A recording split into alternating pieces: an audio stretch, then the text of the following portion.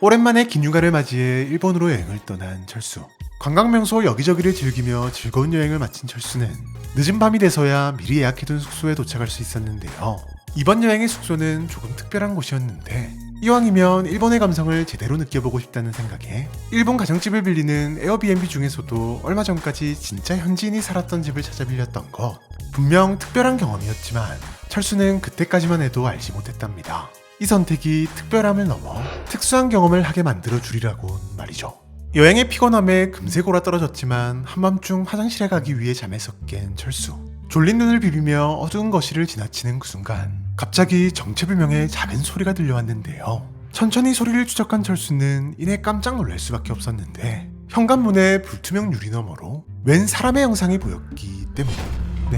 누군가가 밖에서 문을 두드리고 있는 듯 보였지만 이 상황은 분명 이상한 점 투성이었답니다. 먼저 여긴 한국이 아닌 일본, 즉 이 한밤중에 누군가가 여행객인 자신을 찾아올 리는 없을 터. 하지만 또 그렇다고 현지인이 집을 착각했다고 생각할 수도 없는 것이 문 밖에 사람이 문 열어주세요라고 한국말로 말하고 있었기 때문이었는데요.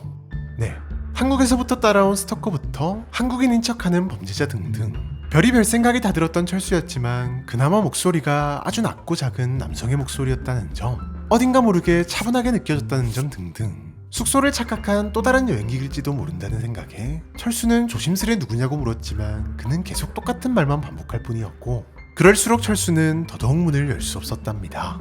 그래서였을까요? 그의 언행은 조금씩 과격해지기 시작했는데 문을 두드리는 정도가 점점 강해지는가 싶더니 그에 못지않게 더 커진 목소리에는 초조함마저 느껴지고 있었고 더 이상 대화가 통하지 않는다고 생각한 철수가 저러다 지치면 돌아가겠지라고 생각하며 문을 더욱 굳게 잠그고는 침실로 발걸음을 옮기려는 그 순간 다시 한번 문 쪽에서 들려오는 소리에 발걸음을 멈출 수밖에 없었는데요. 그가 갑자기 정확히 철수의 이름을 불렀기 때문.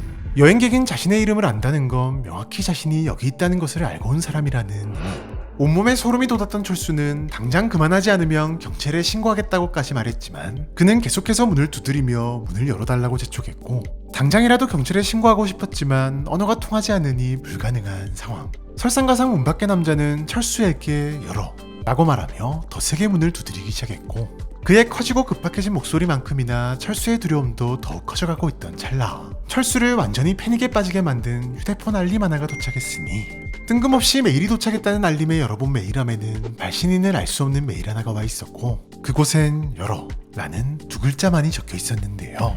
끊이질 않고 울려대는 알림에 철수는 완전히 혼이 나가버릴 지경이었지만 그는 창문이 흔들릴 정도로 문을 더욱 세게 두드리며 뭐라는지 모를 비명소리를 내지르고 있었고 철수는 그저 누군가가 이 소리를 듣고 자신을 도와주러 오기를 기다렸지만 이루어지지 않을 헛된 바람일 뿐.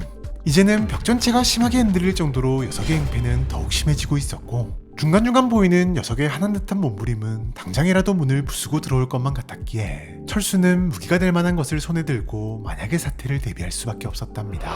그런데 집이 부서져라 문을 두드리던 소리가 갑자기 뚝 하고 끊기더니 어느새 문 너머의 실루엣이 사라져 있었고 동시에 어디선가 묘한 악취가 풍겨오기 시작했는데요. 철수는 상황 파악을 위해 슬쩍 문 쪽으로 다가갔고 확실히 그는 사라진 듯 보였지만 그렇다고 차마 문을 열어볼 용기는 없었기에 한참을 문 앞을 지키고 서 있다 그대로 잠이 들어버렸답니다.